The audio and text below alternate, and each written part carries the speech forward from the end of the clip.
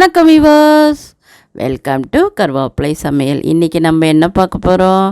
Tiffin sambar. பருப்பு இல்லாத tiffin sambar எம்மியாக இருக்கும். வாங்க, எப்படி இட்லி மேலே ஊற்றிருக்கேன் பார்த்தீங்களா? பஜ்ஜிக்கு நல்லாயிருக்கும், போண்டாக்கு நல்லாயிருக்கும், இட்லிக்கு நல்லாயிருக்கும், தோசைக்கு நல்லாயிருக்கும், பூரிக்கு கூட நல்லாயிருக்கும், பொங்கலுக்கும் சூப்பராக இருக்கும். இப்போ எப்படி பண்ண போகிறோம்? ஒரு பேன் வச்சுருக்கேன், கொஞ்சமாக எண்ணெய் ஊற்றிருக்கேன், 2 பட்டை போட்டிருக்கேன், கொஞ்சம் சோம்பு போட்டிருக்கேன். சரிங்களா? இது என்ன பண்ணணும்? அதுக்கப்புறமா கொஞ்சமாக முளைக்கட்டின வெந்தயம் வச்சுருக்கேன், அதை போட்டேன். அது இல்லைன்னா நீங்கள் கொஞ்சம் வெந்தயம் சேர்த்துக்கோங்க, இல்லை வெந்தய பொடி சேர்த்துக்கோங்க. 6 பழுத்த தக்காளி போட்டிருக்கேன், 2 மிளகா போட்டிருக்கேன், ஒரு 15 சின்ன வெங்காயம் போட்டிருக்கேன். சரிங்களா? இதெல்லாம் ஒரு பாதி அளவுக்கு தண்ணி ஊற்றிருக்கேன். ஏன்னா உங்களுக்கு அந்த தண்ணியை நம்ம வேக வச்சு சேர்த்துக்கிறோம் இல்லையா, அதனால் நீங்கள் அதை தண்ணி சேர்க்குறதுல பிரச்சனை இல்லை. இது எப்படி இருந்தாலும் குக்கரை போட்டு மூடி வேக வைக்க போகிறோம். இப்போ குக்கரை மூடிட்டோம், 2 சவுண்டு விடணும். சரிங்களா? நல்லா வேகணும் அது சூப்பராக. அதுக்குள்ளே நம்ம என்ன பண்ணுறோம்? ஒரு பாண்ட்லி வச்சு ஒரு 5 குண்டு காஞ்ச மிளகாவை போட்டிருக்கோம். அதுக்கப்புறமா 1 ஸ்பூன் தனியா, அதையும் போட்டு கொஞ்சம் வறுத்துடுறோம். ஏன்னா சீரகம் சீக்கிரம் கருகிடும், அதனால் தனியா கொஞ்சம் செவந்த உடனே 1/2 ஸ்பூன் என்ன போடணும்? சீரகம் போடணும். அதுக்கப்புறமா கொஞ்சம் அரிசி போட்டுக்கணும், ரா ரைஸ். சரிங்களா? அது 1 ஸ்பூன் கூட போட்டுக்கலாம், தப்பு கிடையாது.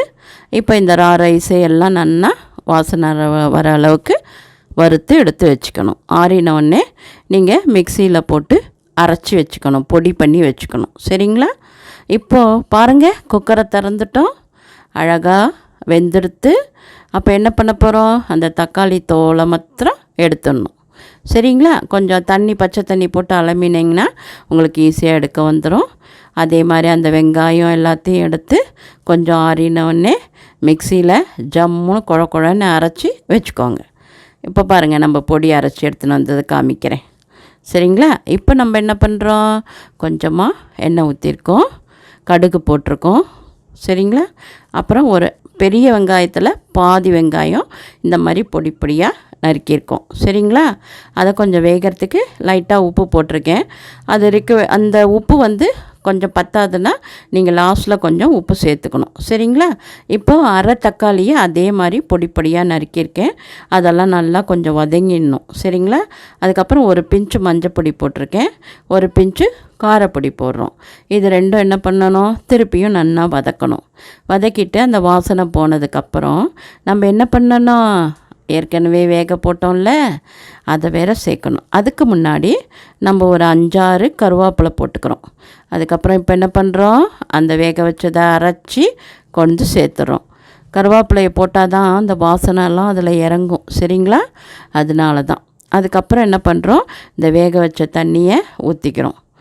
இந்த மாதிரி எல்லாத்தையும் ஊற்றின்ற பிறகு அந்த அரைச்சோன்ல அந்த பொடியை 2 ஸ்பூன் சேர்த்துருக்கேன் நான். இப்போ அதுக்கப்புறம் ரொம்ப திக்காக இருக்கான்னு பாருங்கள். சப்போஸ் இது ரொம்ப திக்காக தெரிஞ்சதுன்னா நீங்கள் உங்களுக்கு தேவையான அளவுக்கு 2 டம்ளரோ 3 டம்ளரோ தண்ணி சேர்த்துக்கலாம். அப்புறம் கொஞ்சம் ஏற்கனவே கொஞ்சம் உப்பு போட்டோம், இப்போ கொஞ்சம் உப்பு போட்டு அதை பேலன்ஸ் பண்ணிடுறோம். காரமும் அதே மாதிரி உங்களுக்கு வேணும்னா பார்த்து செக் பண்ணி போட்டுக்கோங்க. இப்போ நம்ம சாம்பார் ரெடி ஆகிடுது. வாங்க நம்ம சாப்பிட்லாம். என்ன பண்ணணும்? யூடியூப்பில் பார்த்தா சப்ஸ்கிரைப் பண்ணணும், கமெண்ட் பண்ணணும், ஷேர் பண்ணணும்.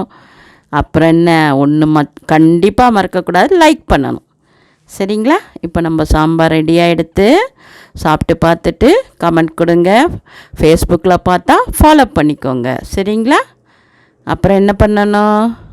ஆரோக்கியமாக சாப்பிட்ணும், ஆரோக்கியமாக இருக்கணும். நன்றி, வாழ்த்துக்கள்.